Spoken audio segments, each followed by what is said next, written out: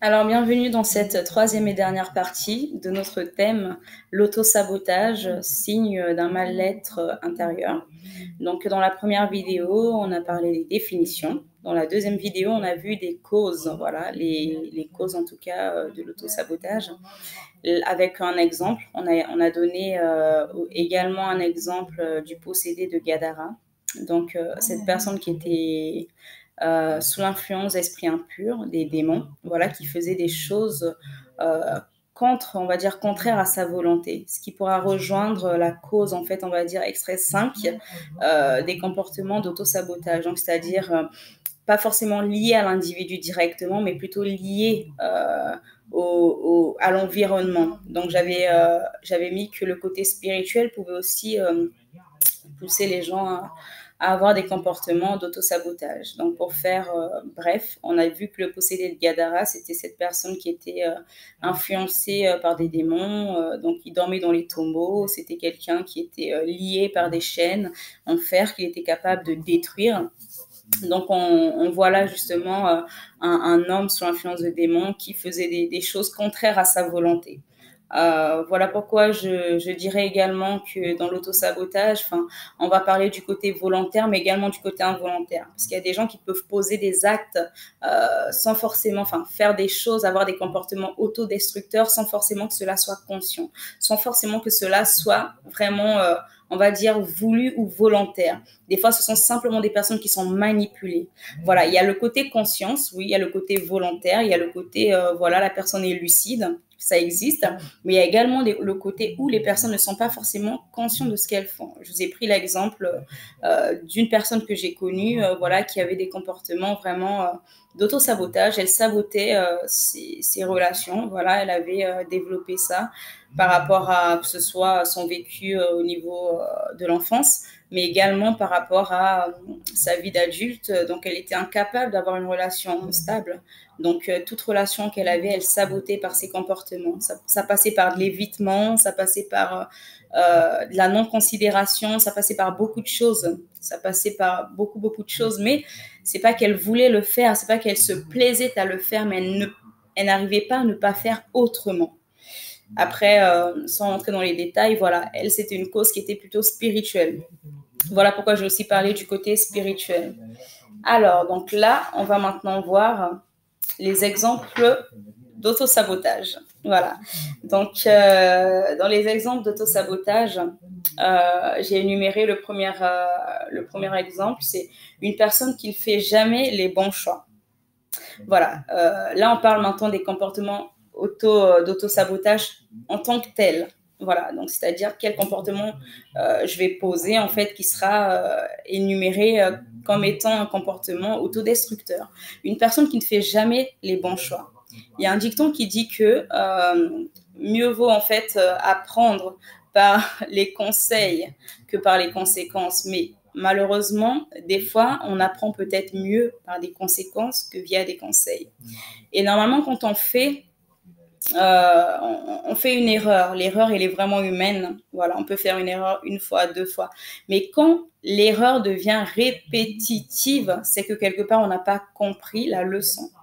Là, c'est qu'on n'a pas compris la leçon, c'est qu'on est incapable de faire les bons choix parce que dès lors qu'on a compris dans notre système de pensée, on s'est rendu compte que quand je fais ça, quand je fais X chose, ça me mène toujours à Y chose. Quand j'emprunte ce chemin-là, ça me mène toujours à ce chemin-là. Peut-être faudrait-il que je puisse changer d'orientation. Peut-être faudrait-il que je puisse changer en fait de manière d'agir, de manière de faire. Quand on commence on est conscient de ça, on a pris conscience de ça, on va automatiquement commencer à changer. Donc, dès le départ, ça sera dès la base, dès la source.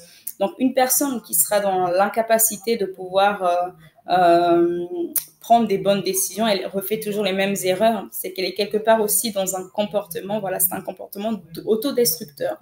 Donc, c'est-à-dire qu'il n'y a pas de discernement derrière. Il n'y a pas une prise de conscience réelle. Donc, elle reproduit tout le temps les mêmes erreurs. J'ai parlé également de la procrastination. Ça peut arriver à tout le monde. C'est le fait on va appeler ça la flemmardise, le fait de toujours tout remettre au lendemain. Des fois, en fait, on remet tout au lendemain parce qu'on n'a pas envie d'affronter, en fait, on n'a pas envie de faire le choix. Simplement, on n'a pas envie de choisir. On n'a pas envie voilà, de quitter peut-être une certaine zone de confort. On n'a peut-être pas envie de quitter certaines choses. Donc, on fait le choix de ne pas faire quelque chose. Donc, tout remettre au lendemain. Voilà, c'est aussi une forme, voilà, d'auto-sabotage. C'est comme...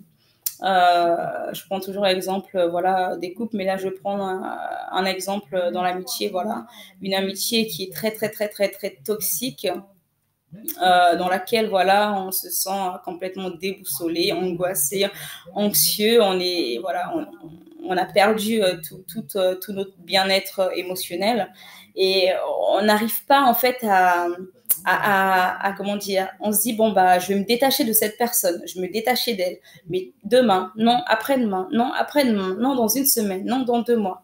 Donc quand on a aussi du mal à prendre cette décision de couper contact, c'est aussi voilà une forme d'autodestruction qu'on a mis en place.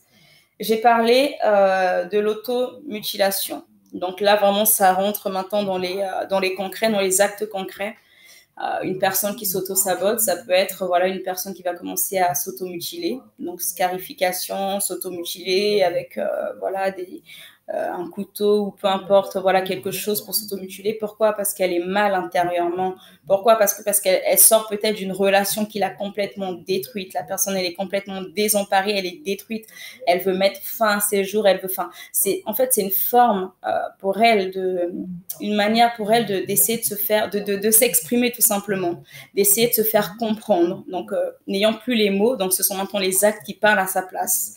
J'ai parlé de l'automutilation, j'ai parlé de s'attacher aux personnes destructrices. Il y a aussi des personnes qui, voilà, ont toujours tendance à s'attacher en fait aux personnes qui vont les mener dans des situations assez calamiteuses. Voilà, dans des situations assez calamiteuses, que ce soit en amitié ou en amour, voilà. Donc, le fait de s'attacher vraiment à des personnes destructrices. On sait que ces personnes-là, voilà, si on marche avec telle personne, ces personnes-là vont nous emmener dans tel chemin. On connaît le chemin, on connaît l'issue, mais on ne peut pas, en fait, ne pas s'empêcher de s'attacher à ce genre de personnes.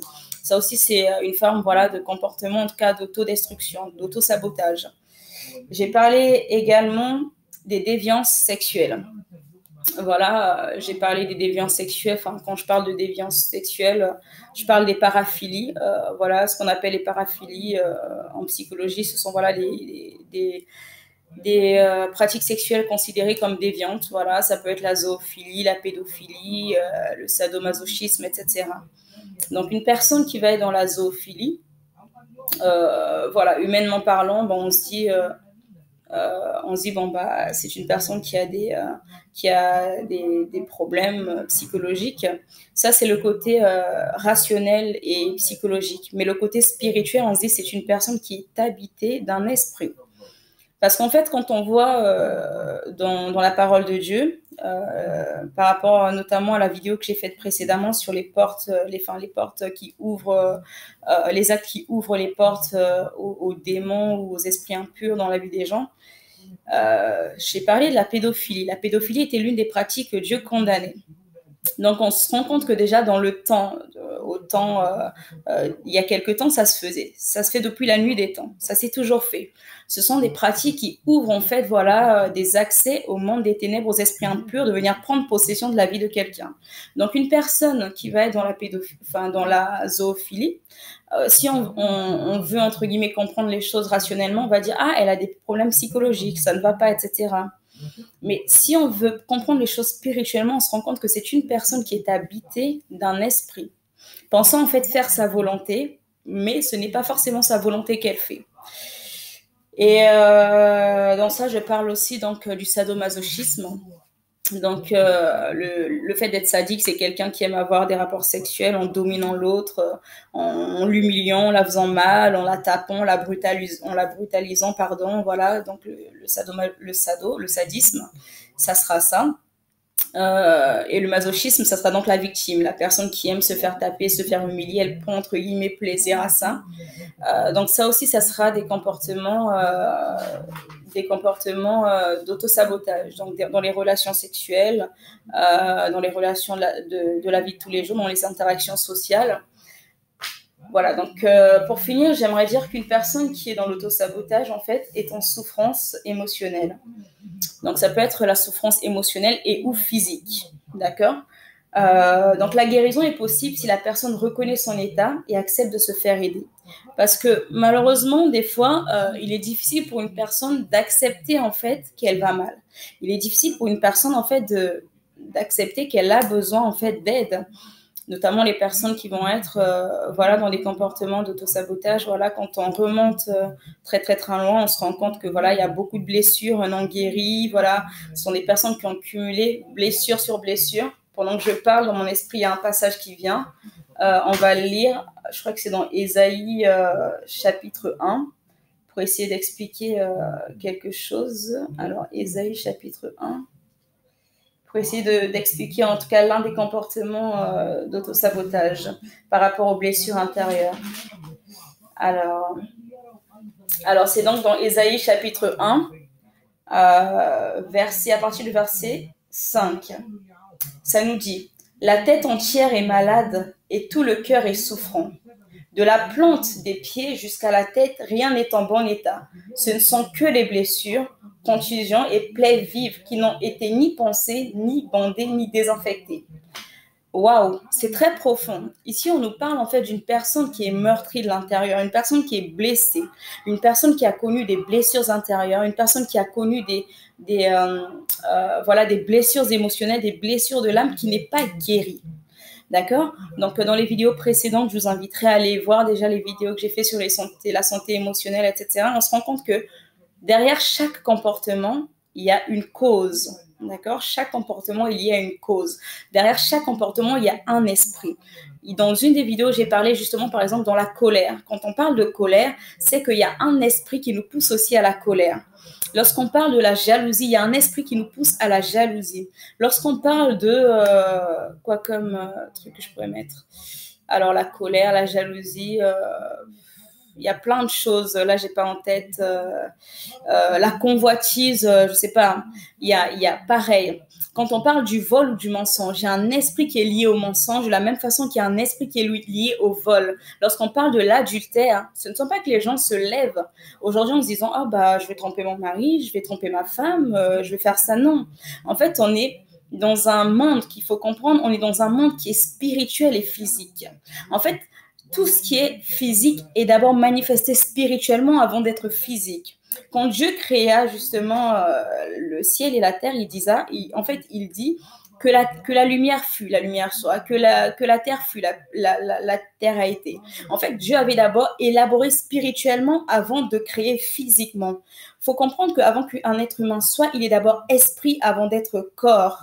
Donc, quand on comprend ces choses et ces réalités, on peut comprendre en fait que derrière chaque comportement d'un être humain, il y a d'abord un esprit. D'accord? Il y a un esprit qui est lié à chaque comportement.